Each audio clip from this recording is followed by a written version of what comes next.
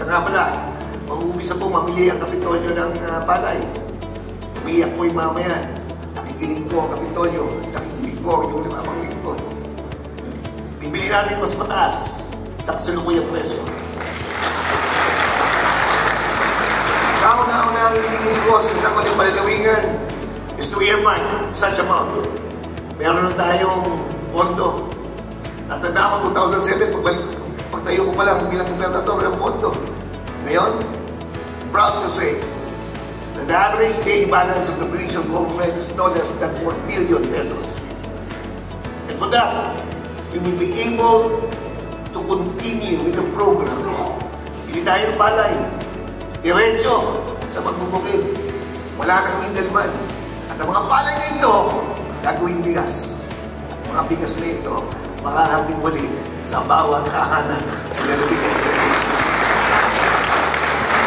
I will also join the bandwagon of selling rice at 20 pesos. Siyempre, bibigay tayong libre, pero we'll put up rolling stores. So that in the areas na nabigyan na tinitext lang yung kailan ka ba mamibigay ng bigas? O hindi ba kita mabot? Bentahan mo na kita ng 20 pesos. Nagdarating po yung ating tao na binibigay sa ating kababayan. Hindi po natatapos ang panunungkulan sa 3 taon. For those that have served the province in whatever capacity, naiintindihan ko po na hindi kailanman matatapos yung paglilingkod sa abot ng ating kakayahan.